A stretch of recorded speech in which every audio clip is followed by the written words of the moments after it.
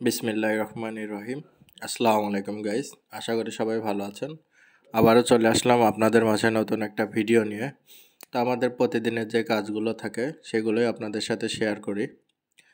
তো সকাল সকাল খামারে চলে আসলাম, এসে গোবরগুলো পরিষ্কার করলাম। করার পরে আমি আর আমার যে খামারে যে থাকে সেলিম, দুজন মিলে গরুগুলো ধোয়াতে লেগে গেলাম। তো গরুগুলো ধোয়ানো হচ্ছে। এগুলো হচ্ছে আমাদের গাভী গরু। আসলে গাভী গরু কী পরিমাণ গায়ে ময়লা করে সবাই জানেন।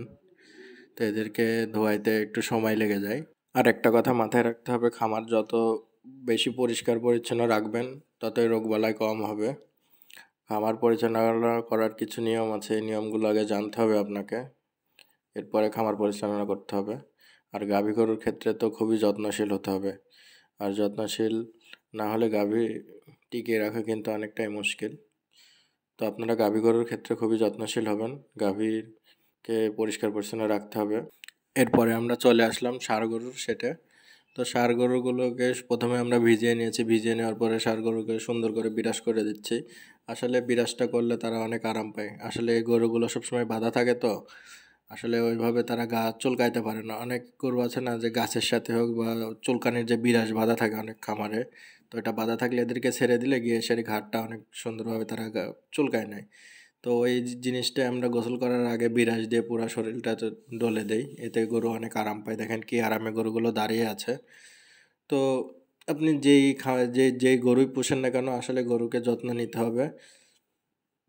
আর গরু পুষতে হলে গরুর আগে প্রথমে নিজেকে রাখাল হইতে হবে। নিজে যদি গরুর সাথে গরু না হতে পারেন তাহলে আর খামার করতে পারবেন না। তো এরপরে আমরা চলে আসলাম আবার গাভীর সেটে, ওই গরুগুলো ধোয়ানো শেষে। তো এই গুলোকে আমরা খেতে দিচ্ছি। খড় দেওয়া হচ্ছে এখানে, আসলে যেটাকে আমরা খ্যার বলি, ধানের খড়, ওইটাই আমরা মেশিন দিয়ে কেটে ছোট ছোট করে কেটে গরুগুলোকে দেওয়া হচ্ছে। এতে 1 কেজি পরিমাণ মতো দেওয়া হয়। আর এর সাথে দেওয়া হবে আমরা যে দানাটা তৈরি করি, মিক্সার দানা, আমরা এটা কিন্তু নিজেরাই বানাই নাই। তো এই মিক্সার দানাটাই আমরা দিব এখন। মিক্সার দানাটা প্রায় 2 থেকে 2.5 কেজি দেওয়া হয়। 2.5 কেজি দেওয়া হয় কারণ গাভী গরুর খাবারটা একটু বেশি লাগে, সবাই জানেন, কারণ গাভী গরুর খাবারের উপরে কিন্তু দুধ ডিপেন্ড করে। তো গরুকে দানা বেশি দিবেন ততই দুধ কিন্তু বাড়বে। আসলে দানা দেওয়ারও একটা পরিমাণ আছে, ওভার দেওয়া যাবে না, তাহলে হয়তো বা গরুর পেটে সমস্যা হতে পারে, ফুড পয়জন হতে পারে। পরিমাণ মতো দিতে হবে, যতটুকু তার পেটে সহ্য হয় ততটুকুই দিতে হবে।